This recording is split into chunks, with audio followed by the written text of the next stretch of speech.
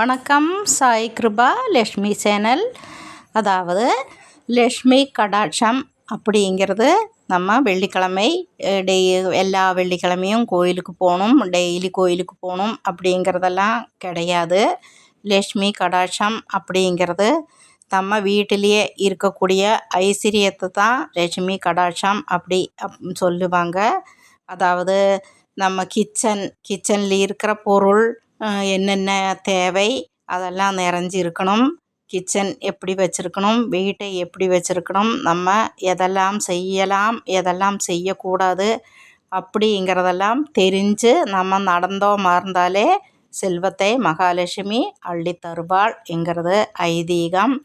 அதாவது நம்ம வெள்ளிக்கிழமை விளக்கேற்றுவது எல்லா பெண்களும் காலையில் குளித்து நம்ம வீட்டில் இருக்கிற பூஜா ரூம்லேயே நம்ம விளக்கேற்றலாம். கோயிலுக்கு போக முடியலைனாலும் பரவாயில்ல, நமக்கு வீட்டிலையே விளக்கேற்றி நம்ம சாமி கும்பிட்டா போதும். மகாலட்சுமிக்கு சிகப்பு பூவோ வெள்ளை பூவோ வச்சு நம்ம வேண்டிக்கலாம். அதே போல் நோய் நொடி இல்லாமல் இருக்கணும்னா தன்வந்திரி மந்திரம் ஜபிக்கலாம். அதெல்லாம் ஐஸ்வர்யத்தை குடிக்கும். நோய் நொடி இல்லைனாலே ஐஸ்வர்யம்தான். நம்ம இப்படி ஒரு சக்தியால் மலை ஏறி போகிறோம். நம்ம வீட்டில் இருக்கிற ஸ்டெப் ஏற முடியாது, ஆனால் மலை ஏறுவோம்.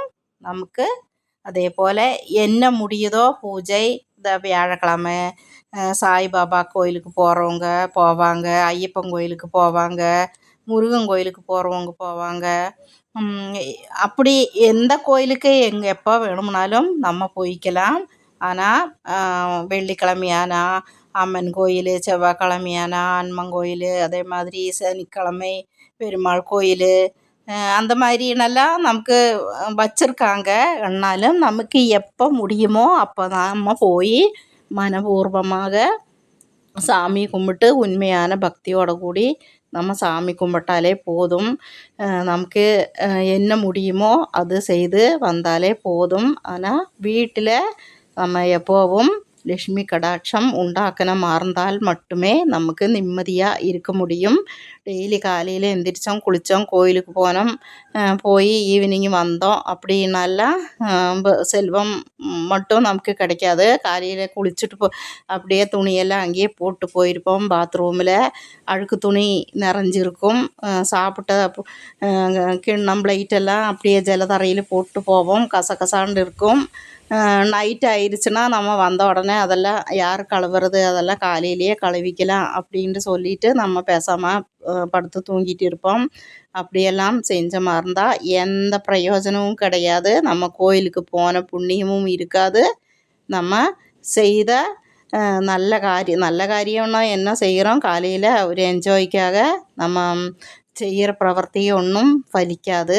அப்படி ஒன்றும் இல்லாமல் நம்ம காலையில் கோயிலுக்கு போகலை என்னாலும் கூட காலையில் எந்திரிச்சு கிச்சனை எல்லாம் நல்லா க்ளீன் பண்ணி தண்ணி நிறக்குடம் எப்போவும் பெரிய குடம் வேணும்னு இல்லை, நம்ம சின்ன ஒரு சொம்பலியாவது தண்ணி நிறைத்து வைத்து நம்ம கிச்சனில் வச்சுக்கணும். அதேபோல் மஞ்சத்தூள் உப்பு எல்லாம் குறைஞ்சிருக்கா அப்படிங்கிறத நம்ம செக் பண்ணிக்கணும். செக் பண்ணாமல் நம்ம இருக்கக்கூடாது. உப்பு எப்பவும் குறையக்கூடாது. பின்ன செல்வம் இல்லை அப்படின்ட்டு லட்சுமிக்கிட்ட கத்திட்டும் கதறிட்டும் அழுதுட்டும் எந்த பிரயோஜனமும் கிடையாது. அவள் நமக்கு நல்ல பிரவர்த்தி செய்யும்போது தான் அனுகிரகம் தருவா. நம்ம சின்ன சின்ன விஷயங்க தான், அதுவும் பெண்கள் செய்ய வேண்டிய விஷயங்கள் நிறையவே இருக்குது. அதாவது டீ குடித்த கிளாஸுகள்லாம் அங்கங்கே வச்சுருப்பாங்க. வீட்டில் பசங்களாகட்டும் அது எறும்பரிச்சு இருக்கும்.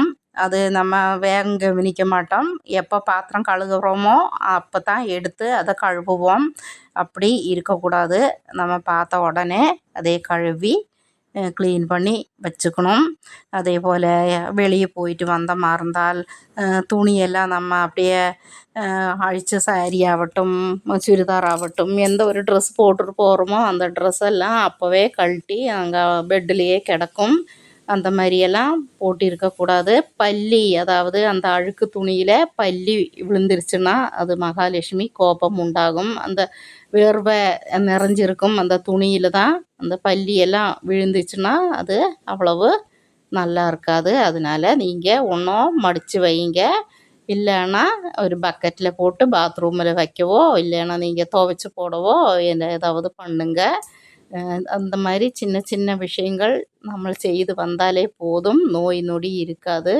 குபேர ஐஸ்வர்யம் கிடைக்கும். தன்வந்திரியோட அனுகிரகம் கிடைக்கும். தன்வந்திரியோட அனுகிரகம் கிடைச்சாலே போதும், நோய் நொடி இருக்காது. அதே போல் நம்ம சண்டை போட்டுட்டு இருக்கக்கூடாது வீட்டில் எப்போவுமே. ஏதாவது சொல்லிட்டு திட்டிட்டு, அதாவது கொலஸ்ட்ரால் இருக்கிறவங்க நிறைய சுறுசுறுப்பாக சாப்பிடுவாங்க. காரம் வறுத்தது பொரித்தது ஃப்ரை அப்படி இப்படின்ட்டு எல்லாம் சாப்பிட்டுட்டு அவங்களுக்கு பிபி ஏறிடும். அதுக்கப்புறம் அவங்களுக்கு கண்ட்ரோல் பண்ண முடியாது. கோபமாக வரும். அப்புறம் திட்டிகிட்டே இருப்பாங்க. அப்படியெல்லாம் வீட்டில் இருக்கக்கூடாது. அதுக்கு நம்ம கண்ட்ரோல் பண்ணிக்கலாம். சாப்பிடுங்க, வேண்டான்னு சொல்லலை. அதிகமாக வறுத்ததும் பொரித்ததும் எல்லாம் அதிகமாக சாப்பிடக்கூடாது. ஏண்டாவது சாமியோட இது ஐஸ்வர்யத்தை பற்றி சொல்லிட்டு இப்போ வறுத்தது பொரித்தது கிச்சன் பற்றி சொல்லிட்டு இருக்கீங்க அப்படின்னு நினைக்காதீங்க.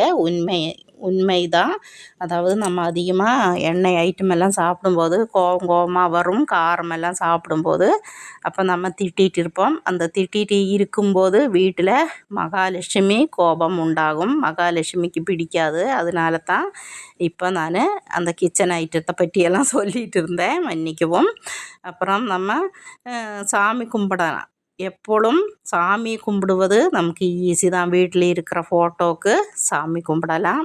காலையிலையோ மாலையோ ஏதோ ஒரு நேரத்தில் நம்ம குளித்து விளக்கேற்றி மனசாக நம்ம சாமி கும்பிடலாம். நமக்கு மனசில் என்ன இருக்கோ அது சாமியிடம் சொல்லலாம். நம்ம குறை என்ன இருக்கோ அது சாமியிடம் சொல்லலாம். அது ஒன்றும் பிரச்சனை இல்லை அன்பர்களே. நன்றி.